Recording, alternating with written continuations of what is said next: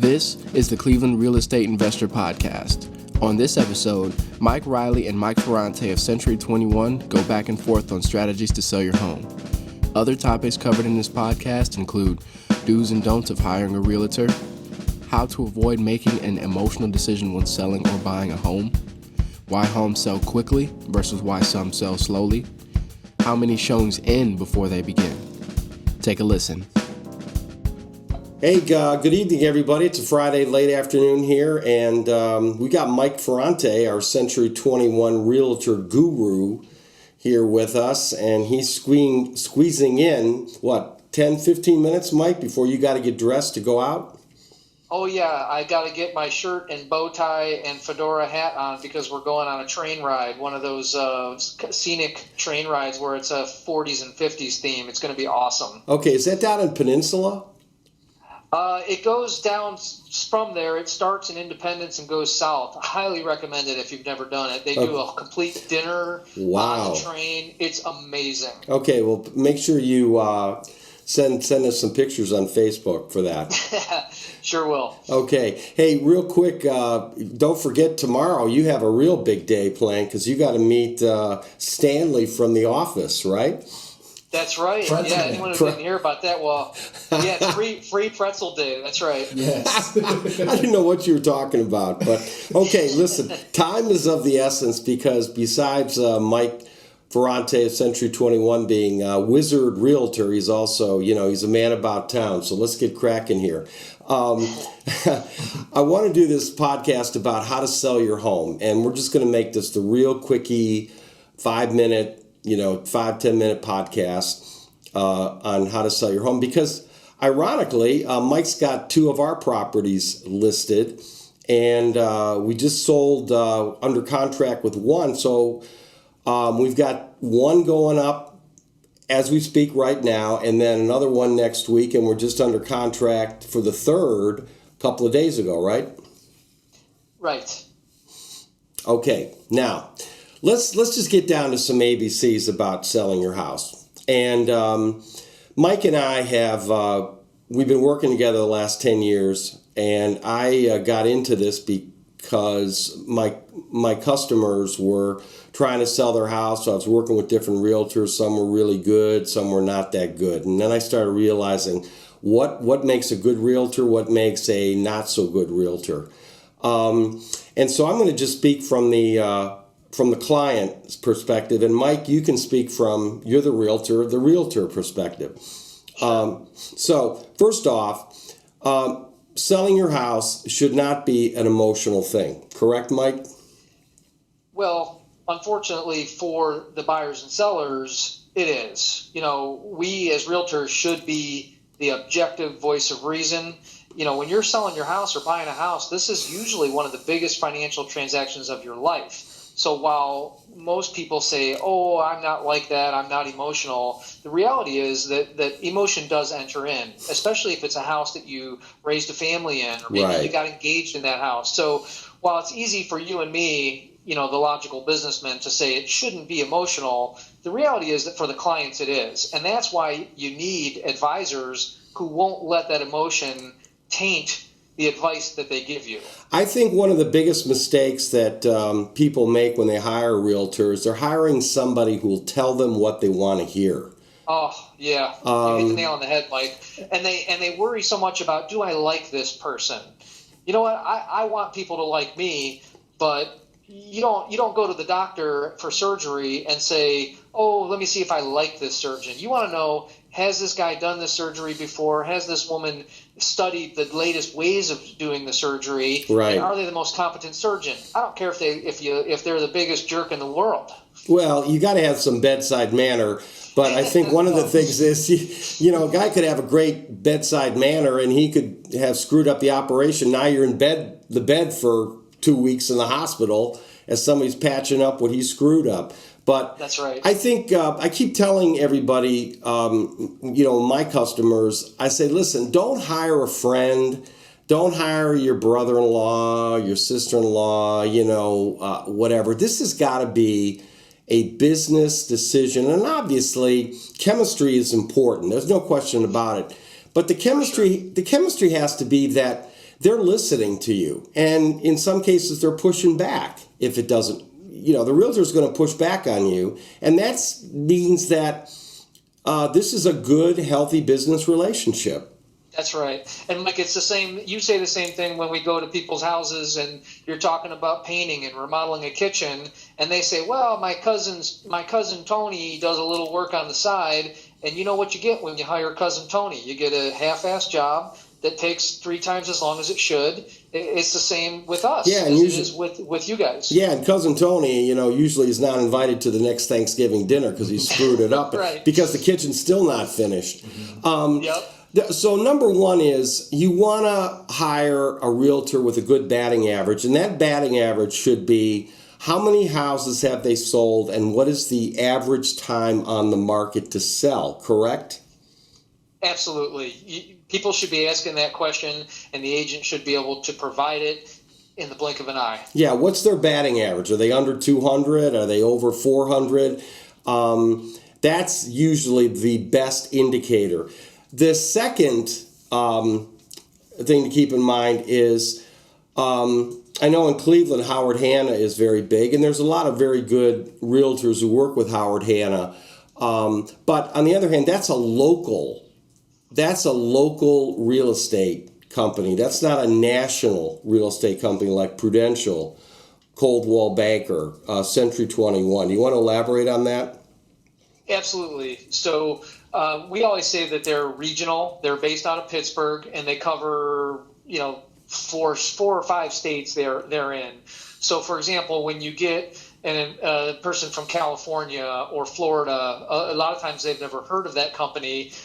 They also don't usually have the resources. A smaller local or regional company doesn't have the resources that the national and international companies have. So when you're you say, great, I'm on the MLS, I'm on Zillow, I'm on Realtor.com. Those are the primary websites. But when you're looking to sell your home, you want to be on as many websites as possible. What about the handful of people that shop something like Hot Pads or Cleveland.com, or the local newspaper websites? You want to be on every single website possible because that's where buyers find their homes. So when you have a buyer from, like I just dealt with a guy from the UAE, he was Arab. He preferred to read in Arabic and look at his currency, the home prices in his currency. So you go to a website like Century 21, guess what? No matter where you're from in the world, our website translates to their language, to their currency. Selling a house is now an international exercise. Right. It's no longer a local, mom and pop, hey, Mike, I'm getting ready to sell my house. Can you tell me what's out there? That's not how it works anymore. It's an international exercise, and the market is the world now. Exactly, and that's why Cousin Tony should not be the realtor, because you got to ask yourself, what is Cousin Tony doing this, little hobby, side job, whatever. I want to help him out, so I'm going to give him the listing. I think people really don't understand the amount of sophistication there is to sell the house. Now, that leads me to my third point, which is the difference between selling your house and showing your house. Now, this is a very important part of this podcast. A lot of realtors are just showing your house. They're sticking a sign in the ground. It's going on the MLS. That's all well and good. That's now free advertising for them. Their name's there. The more listings they have, the more free advertising they have. But at the end of the day, you want your realtor to be selling the house, not showing the house. So for you people that are in the game for the first time, selling your house, I would be very wary of just looking at this exercise as something where, hey, I'm going to throw it on the market and somebody's going to buy it. It doesn't work that way.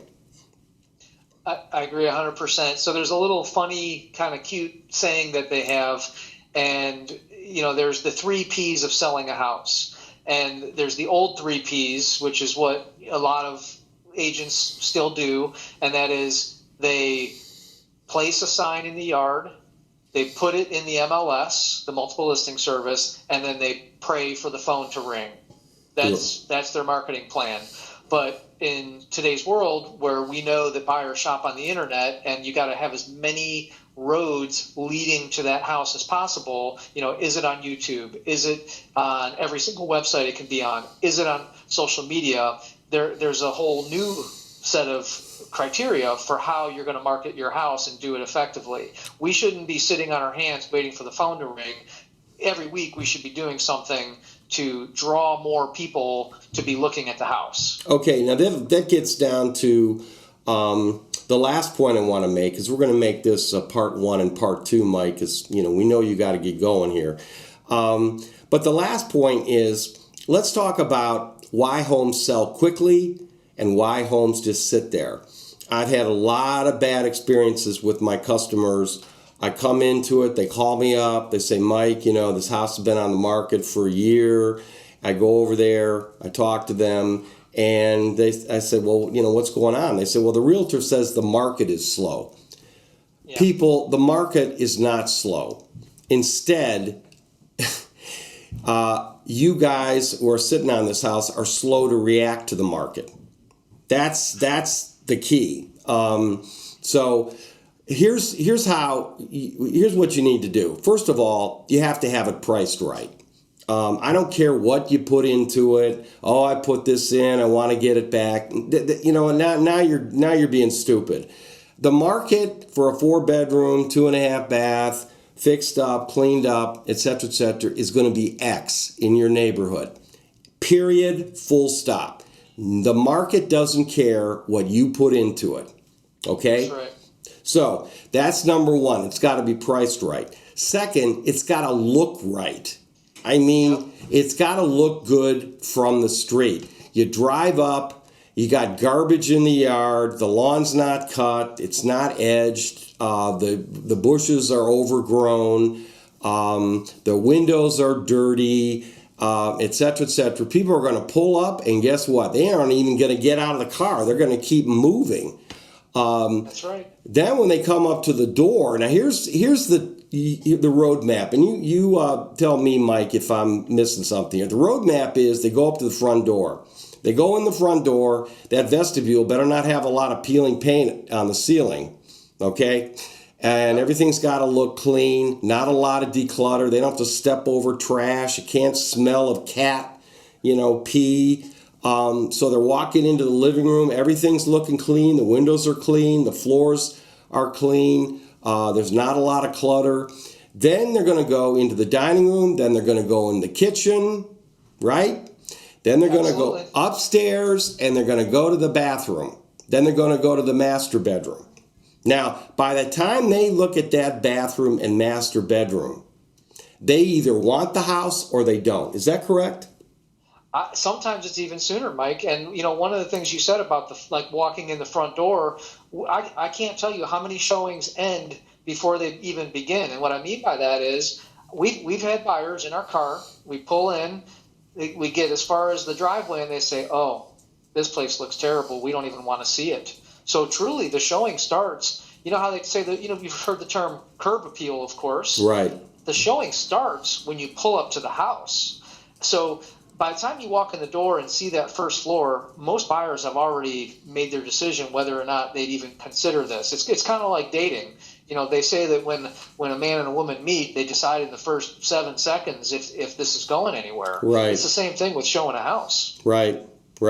Well, so the key now is the right price and fixing up the house the right way. Yep. Without spending a fortune. And that is where the realtor and the contractor have to be on the same page. And this is where I see most people drop the ball. They hire a realtor, and then the realtor kind of tells them casually, well, you really need to kind of clean this up, you need to do this, it's like put it on the back of an envelope, the master plan to sell your house. And then they may even agree to put the sign up, but before that stuff is done. What? I got into a heated argument with a realtor, and this person had, the shutters were literally half off the house in the front.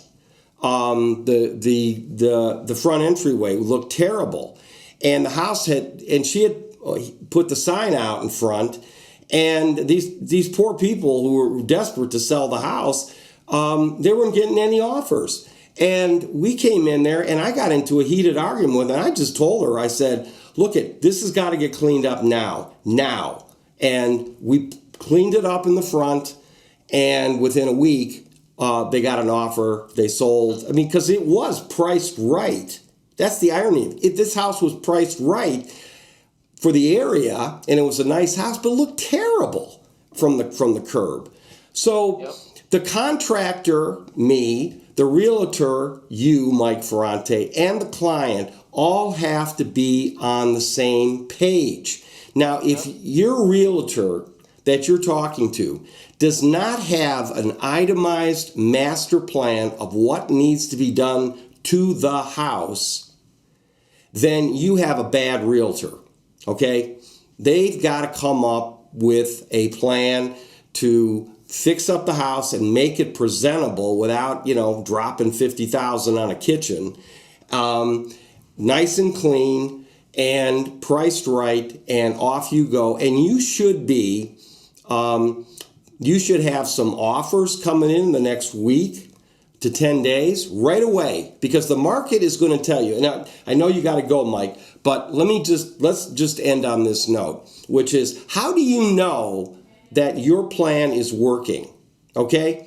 You've met with me, you've met with Mike Ferrante. We sat down with you, made a master plan. This is the price. You're a little disappointed because you thought you'd get $200 for the house, and we're telling you, no, it's only $180. You need to spend about $10,000 doing X, Y, and Z. Okay, now it's on the market, right?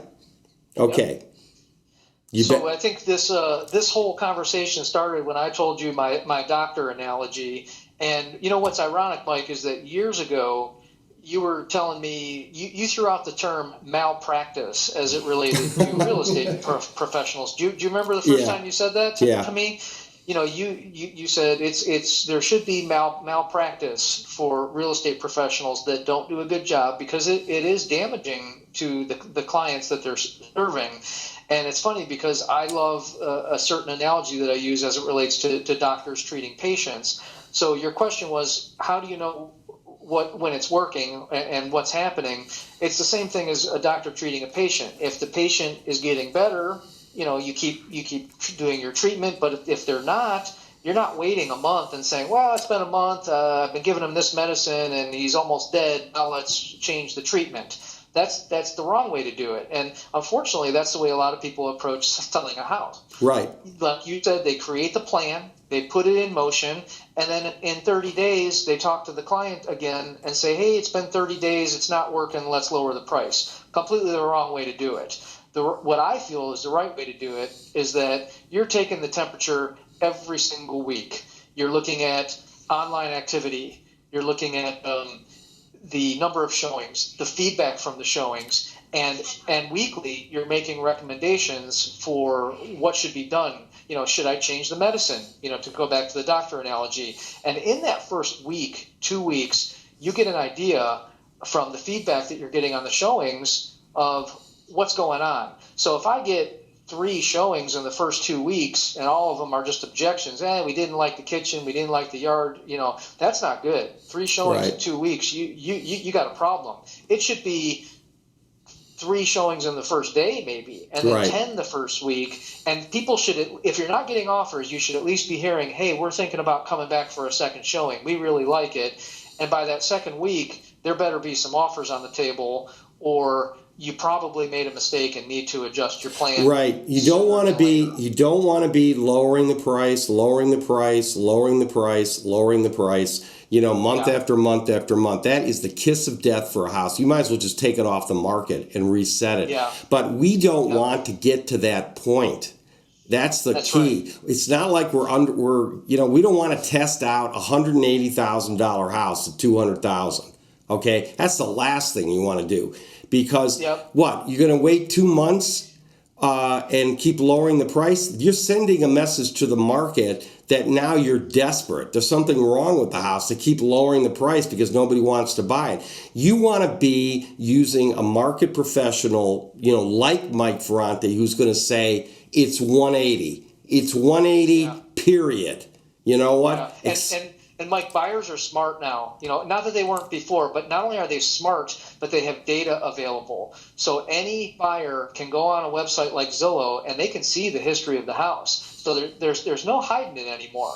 They can go on and see, this house, they've been trying to sell this house for 2 months, and look, they've lowered the price 3 times. The better way to do it is to have a really solid plan up front. And if you need to make an adjustment, usually one adjustment is all you need, because your initial plan was really close, but maybe you tweak it in that first week or two, and then you make that adjustment, and then 30 days or less, your house should be under contract. Right now, the national average is under 30 days under contract. So unless there's some little nuance of the neighborhood, if you're on the market longer than that with no contract, you probably started out heading in the wrong direction. Right. And if you're sitting there on that market for, say, 2 weeks, 3 weeks, and you haven't gotten an offer and you're getting no showings, you know what? Nervous, and guess what? The bus is not coming. Okay, let's wrap up part 1, Mike. I know you got to get going, and stay tuned for part 2, which will be coming up next week.